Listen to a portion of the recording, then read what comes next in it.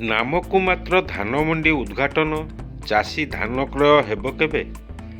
ଗଜପତି ଜିଲ୍ଲା ସଦର ମହକୁମା ପାରଳାଖେମୁଣ୍ଡି ଆର୍ଏମ୍ସି ପରିସରରେ ଧାନ ମଣ୍ଡି ଉଦ୍ଘାଟନ ହୋଇଯାଇଛି, କିନ୍ତୁ ବର୍ତ୍ତମାନ ପର୍ଯ୍ୟନ୍ତ ମିଲର ଏଗ୍ରିମେଣ୍ଟ ହୋଇନଥିବା ଶୁଣିବାକୁ ମିଳିଛି।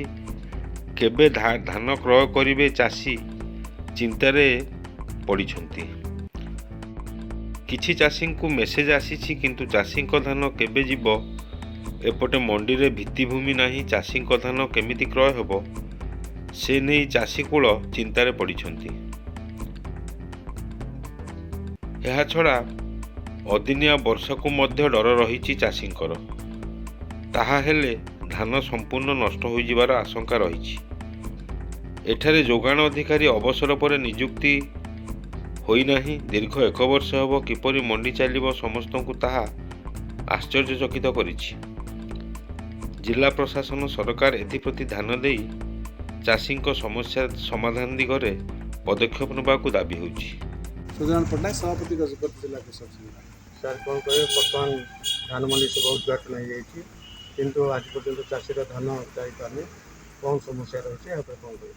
ଦେଖନ୍ତୁ, ଆନୁଷ୍ଠାନିକ ଭାବେ ଗତ 30 ତାରିଖ ଦିନ ମଣ୍ଡି ଉଦ୍ଘାଟନ ହୋଇଯାଇଛି ଜିଲ୍ଲା ପ୍ରଶାସନଙ୍କ ଦ୍ୱାରା, କିନ୍ତୁ ଧାନ ଯିବାର ନାଁ ଗନ୍ଧ ନେଉନାହାନ୍ତି। ଯେହେତୁ ଚାଷୀ ଯାଇକି ଯେତେବେଳେ ସେବା ସମବାୟ ସମିତିକି ଯାଉଛି, ବର୍ତ୍ତମାନ ତାକୁ ଅପେକ୍ଷା କରିବାକୁ କୁହାଯାଉଛି। ଅନ୍ୟ ପକ୍ଷରେ ଦେଖିଲେ ଚାଷୀଙ୍କର ସେମାନେ କହିବାର ଉଦ୍ଦେଶ୍ୟ ହେଲା ଯେ ମିଲର ମାନେ ବର୍ତ୍ତମାନ ପର୍ଯ୍ୟନ୍ତ ରେଡ଼ି ହେଇନାହାନ୍ତି। ସେମାନଙ୍କର ସମସ୍ୟା କହୁଛନ୍ତି, ସେମାନେ ଏଗ୍ରିମେଣ୍ଟ ହେଇନି କିମ୍ବା ତାଙ୍କର ସିକ୍ୟୁରିଟି ଡିପୋଜିଟ୍, ଏସବୁ ସମସ୍ୟା ସିକ୍ୟୁରିଟି ଡିପୋଜିଟ୍ କଥା କହୁଛନ୍ତି। ତେଣୁ ମୁଁ କହିବାର କଥା ହେଲା ଯେ ଚାଷୀମାନଙ୍କର ଯେହେତୁ ଆବଶ୍ୟକ ଅଛି, ଦୀର୍ଘଦିନ ହେଲା ସେମାନେ ଋଣ ବାଡ଼ି କରିକି ସେମାନେ ଧାର କରଜ କରିକି ଚାଷ କରିଛନ୍ତି ଏବଂ ତତ୍କାଳୀନ ସେମାନେ ଧାନ ଫାନ ବିକ୍ରି କରି ତାଙ୍କର ଦୈନନ୍ଦିନ ଜୀବନ ଗୁଜରାଣ ମେଣ୍ଟେନ୍ ହେବ। ତେଣୁ ଏ ଜିନିଷ ପାଇଁ ବୋଲିକି ଚାଷୀ ବାଧ୍ୟ କରୁଛି ଧାନ ନେବା ପାଇଁ ବୋଲି, କିନ୍ତୁ ସେମାନେ ଅମଙ୍ଗ ହେଉଛନ୍ତି। ଯେହେତୁ ମିଲର ଯେତେ ପର୍ଯ୍ୟନ୍ତ ଆସିନାହାନ୍ତି ସେତେ ପର୍ଯ୍ୟନ୍ତ ଯାହା ଜଣାପଡ଼ୁଛି ଧାନ ମଣ୍ଡି ଆରମ୍ଭ ନ ହେଲା ଭଳିଆ।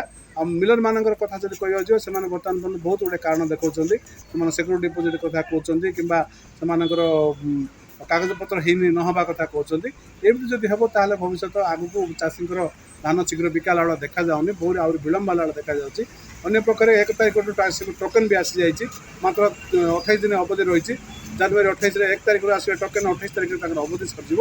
ଯଦି ଶୀଘ୍ର ଏହାର ବ୍ୟବସ୍ଥା କରିପାରିଥାନ୍ତି ତାହେଲେ ଚାଷୀ ଧାନ ବିକ୍ରି ଉପକାର ପାଇଥାନ୍ତି ବୋଲି କହିପାରେ କି ଚାଷୀର ଧାନ ବାରିଆକା ବା ଘୁଷୁରୀ କିମ୍ବା ଆଗକୁ। ଗଜପତିରୁ ବିବେକାନନ୍ଦ ବେହେରାଙ୍କ ରିପୋର୍ଟ, ଖୋଲା ଖବର ଟିଭି।